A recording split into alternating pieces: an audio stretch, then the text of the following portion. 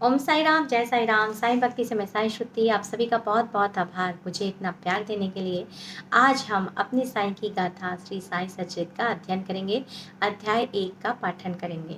यह सारे साईं भक्तों के लिए है और आप सभी को यह बता दूं कि अगर श्री साईं गुरु जी के चमत्कारों के जो सत्य घटना पर आधारित है या भक्ति में किसी भी ईश्वर के चमत्कारों से संबंधित कोई भी वीडियो से संबंधित आपको जानना है तो आप इस चैनल को सब्सक्राइब कर सकते हैं। साथ ही साथ श्री साईं सचरित के संपूर्ण साईं सचरित का यहाँ पे विश्लेषण जो है किया गया है इस चैनल में, तो कृपया आप वहाँ पे भी जाके मेरी दूसरी वीडियो आपको मिल जाएगी, जिसमें 2-2 घंटे में हम एक से 1.5 घंटे में एक पारायण जो है पूरा कंप्लीट कर रहे हैं।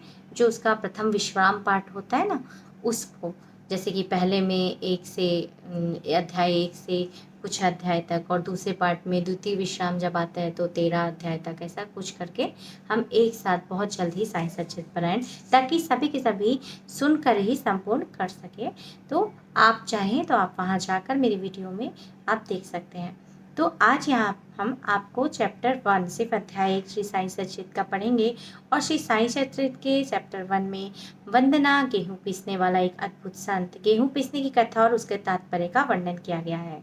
पुरातन पद्धति के अनुसार श्री हेमाड़ पंथ श्री साईं सचरित का आरंभ वंदना द्वारा करते हैं। प्रथम श्री गणेश को साष्टांग नमन करते हैं, जो कार्य को निर्विघ्न समाप्त कर उसको यशस्वी बनाते हैं और कहते हैं कि श्री साईं ही गणपति हैं। फिर भगवती सरस्वती को, जिन्होंने काव्य रचनी की प्रेरणा दी, और कहते हैं कि श्री साईं भगवती से भिन्न नहीं है, जो कि स्वयं ही अपना जीवन संगीत बयान कर रहे हैं। फिर ब्रह्मा, विष्णु और महेश को, जो क्रमशः उत्पत्ति, स्थिति और संहार कारक हैं, और कहते हैं कि श्री साईं और वे अभिन्न हैं, वे स्वयं ही गुरु बनकर भवसागर से पार उतार देंगे। तत्पश्चात फिर अपने कुल देवता श्री नारायण आदिनाथ की वंदना करते हैं, जो कि कोंकण में प्रकट हुए। कोंकण वह भूमि है जिसे श्री परशुराम जी ने समुद्र से निकालकर स्थापित किया था। तत्पश्चात वह अपने कुल के आदि पुरुषों को नमन करते हैं। तत्पश्चात श्री भरद्वाज मुनि को, जिनके गोत्र में उनका जन्म हुआ, उनके पश्चात उन ऋषियों को जैसे याज्ञवल्क्य, भृगु, पराशर, नारद, वेद व्यास, सनक सनंदन, सनत कुमार, शौनक, शुक, विश्वामित्र, वशिष्ठ, वामदेव, जैमिनी, वंशपायन, नवयोगींद्र इत्यादि तथा आधुनिक संत जैसे निवृत्ति, ज्ञानदेव, सोपान, मुक्ताबाई, जनार्दन, एकनाथ, नामदेव, तुकाराम, कान्हा, नरहरि आदि को नमन करते हैं। फिर वह अपने पितामह सदाशिव, पिता रघुनाथ और माता को उनके बचपन में ही जो गत हो गई थी उन्हें भी नमन करते हैं। तत्पश्चात अपनी चाची को, जिन्होंने उनका भरण पोषण किया, और अपने प्रिय ज्येष्ठ भ्राता को नमन करते हैं। फिर पाठकों को नमन करते हैं, जिनसे उनकी प्रार्थना है कि वे एकाग्रचित होकर कथामृत का पान करें। अंत में श्री सच्चिदानंद सदगुरु श्री साईनाथ महाराज को, जो कि श्री दत्तात्रेय के अवतार और उनके आश्रयदाता है, और जो ब्रह्मा सत्य जगन मिथ्या का बोध कराकर समस्त प्राणियों में एक ही ब्रह्मा की व्याप्ति और अनुभूति कराते हैं। सर्व श्री पराशर, व्यास और सांडिल्य आदि के समान भक्ति के प्रकारों का संक्षेप में वर्णन कर अब ग्रंथकार महोदय निम्नलिखित कथा का आरंभ करते हैं। गेहूं पीसने की कथा। सन 1910 में मैं एक दिन प्रातःकाल श्री साईं बाबा के दर्शनार्थ मस्जिद गया। वहाँ का विचित्र दृश्य देख मेरे आश्चर्य का ठिकाना ना रहा कि साईं बाबा मुंह हाथ धोने के पश्चात चक्की पीसने की तैयारी करने लगे। उन्होंने फर्श पर एक टाट का टुकड़ा बिछा, उस पर हाथ से पीसने वाली चक्की रखी और उन्होंने कुछ गेहूं डालकर पीसना आरंभ कर दिया। मैं सोचने लगा कि बाबा की चक्की पीसने से क्या लाभ है, और उनके पास तो कोई और भी नहीं है, वे अपना निर्वाह भी भिक्षावृत्ति द्वारा ऐसा करते हैं। इस घटना के समय वहां उपस्थित अन्य व्यक्तियों की भी ऐसी धारणा थी, परंतु उनसे पूछने का साहस भला किसे था। बाबा के चक्की पीसने का समाचार शीघ्र ही सारे गांव में फैल गया।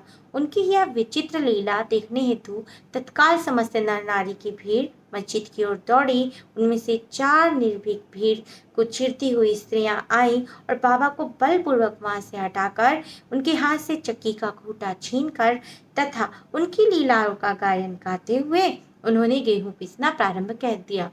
पहले तो बाबा क्रोधित हुए, परंतु फिर उनका भक्ति भाव देखकर शांतचित्त होकर मुस्कुराने लगे।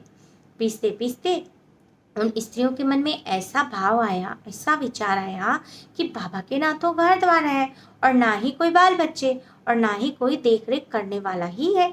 वे तो स्वयं भिक्षावृत्ति द्वारा ही निर्वाह करते हैं, अतः उन्हें भोजन आदि के लिए आटे की आवश्यकता ही क्या है। बाबा तो परम दयालु हैं। हो सकता है कि यह आटा वे हम सब लोगों को वितरण कर दे। इन्हीं विचारों में मग्न रहकर गीत गाते गाते उन्होंने सारा आटा पीस डाला और तब उन्होंने चक्की को हटाकर आटे को 4 समान भागों में विभक्त कर लिया और अपना अपना भाग लेकर वहां से जाने को उद्यत हुई।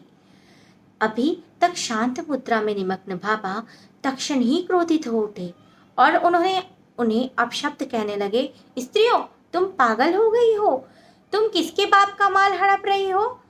क्या कोई कर्जदार का माल है जो इतनी आसानी से उठाए लिए जा रही हो? अच्छा, अब एक काम करो कि इस आटे को ले जाकर गांव की सीमा पर बिखेर आओ। मैंने शिरडी वासियों से यह प्रश्न किया, जो कुछ बाबा ने अभी किया है उसका यथार्थ में क्या तात्पर्य है। उन्होंने मुझे बतलाया कि पूरे गांव में हैजा का जोरों से प्रकोप है और उसका निवारणार्थ बाबा का यह उपचार है। अभी जो कुछ आपने पीस से देखा वह गेहूं नहीं वरन हैजा ही थी जो पीस कर नष्ट कर दी गई। इस घटना के पश्चात सचमुच हैजा की संक्रामकता शांत हो गई और ग्रामवासी सुखी हो गए। यह जानकर मेरी प्रसन्नता का पारवार न रहा। मेरा कौतूहल जागृत हो गया। मैं स्वयं से प्रश्न करने लगा कि आटे और हैजा रोग का भौतिक और पारस्परिक क्या संबंध है। इसका सूत्र कैसे ज्ञात हो, घटना बुद्धिगम्य से प्रतीत नहीं होती। अपने हृदय की संतुष्टि हेतु इस मधुर लीला का मुझे 4 शब्दों में महत्व अवश्य प्रकट करना चाहिए। लीला पर चिंतन करते हुए मेरा हृदय प्रफुल्लित हो उठा और इस प्रकार बाबा का जीवन चरित्र लिखने की मुझे प्रेरणा मिली। यह तो सर्वविदित है कि यह कार्य बाबा की कृपा और शुभ आशीर्वाद से ही सफलतापूर्वक संपन्न हो गया। आटा पीसने का तात्पर्य। शिरडी वासियों ने इस आटा पीसने की घटना का जो अर्थ लगाया यह तो प्रायः ठीक ही है, परंतु उसके अतिरिक्त मेरे विचार से कोई अन्य अर्थ भी है। बाबा शिरडी में 60 वर्षों तक रहे और दीर्घकाल में उन्होंने आटा पीसने का कार्य प्रायः प्रतिदिन ही किया। पीसने का अभिप्राय गेहूं से नहीं वरन अपने भक्तों के पापों, दुर्भाग्यों, मानसिक एवं शारीरिक तापों से था। वरन अपने भक्तों के उनकी चक्की के 2 पार्टों के ऊपर का पार्ट भक्ति तथा नीचे का पार्ट कर्म था। चक्की की मुठिया जिसे वह पकड़ के पीसते थे वह था ज्ञान। पापा का दृढ़ विश्वास था कि जब तक मनुष्य के हृदय से प्रवृत्ति, आसक्ति, घृणा तथा अहंकार नष्ट नहीं हो जाते, जिनका नष्ट होना अत्यंत दुष्कर है, तब तक ज्ञान और आत्मानुभूति संभव नहीं है। यह घटना कबीरदास जी की इसके तदनुरूप घटना की स्मृति दिलाती है। कबीरदास जी एक स्त्री को अनाज पीसते देखकर अपने गुरु निपट निरंजन से कहने लगे कि मैं इसलिए रुदन कर रहा हूँ कि जिस प्रकार अनाज चक्की में पीसा जाता है उसी प्रकार मैं भवसागर रूपी चक्की में पीसे जाने की यातना का अनुभव कर रहा हूँ गुरुदेव। उनके गुरु ने उत्तर दिया, घबराओ नहीं, चक्की के केंद्र में जो ज्ञान रूपी दंड है उसी को दृढ़ता से पकड़ लो। जिस प्रकार तुम मुझे करते देख रहे हो उससे दूर मत जाओ, बस केंद्र की ओर ही अग्रसर होते जाओ और यह निश्चित है कि तुम इस भव सागर रूपी चक्की से अवश्य ही बच जाओगे। इस प्रकार हमारा श्री सद्गुरु साईनाथ अर्पणमस्तु। शुभम भवतु। हमारा श्री साई सच्चित का अध्याय यही संपूर्ण होता है। मैं श्री साईं गुरु जी से यह प्रार्थना करती हूँ कि हे गुरुदेव, जो भी श्री साई सच्चित का अध्ययन करे, पाठन करे, मनन करे, श्रवण करे, हे गुरुदेव कृपा करें, इष्ट देव कृपा करें, उन सभी के जीवन की सभी मनोकामनाओं को पूर्ण करें। उनके जीवन में सुख, समृद्धि, धन, माँ लक्ष्मी की कृपा, श्री हरि की कृपा, माँ सरस्वती की कृपा, गणेश की कृपा और गुरु कृपा सदैव बनाए रखें। अगर आपको साईं भक्ति कोटेशंस पसंद आए तो कृपया सब्सक्राइब, लाइक और शेयर करें। साथ ही साथ मैं आप सभी को यह जरूर कहूँगी कि मेडिटेशन को अपने जीवन में शामिल करें। सोमवार से लेकर शुक्रवार प्रत्येक सुबह जो है हमारे चैनल में मेडिटेशन किया जाता है, जो कि फ्री ऑफ कॉस्ट है। किसी तरीके का कॉस्ट आपको नहीं देना है। तो कृपया डिस्क्रिप्शन लिंक में नंबर है, अगर आप ज्वाइन करना चाहते हैं तो आप ज्वाइन कर सकते हैं, ताकि हम आपको अपने ग्रुप में ऐड कर सकें। और अन्यथा यूट्यूब में तो नोटिफिकेशंस आते ही रहते हैं अगर आप चैनल सब्सक्राइब कर लेते हैं तो। लेकिन ग्रुप में ऐड होने से क्या है कि आप लोगों को कभी हो रहा है, कभी नहीं हो रहा है, किसी कारणवश रुक गया है, तो आपको सारी जानकारी मिल जाती है। तो आज के लिए इतना ही। ओम साई राम, जय साई राम।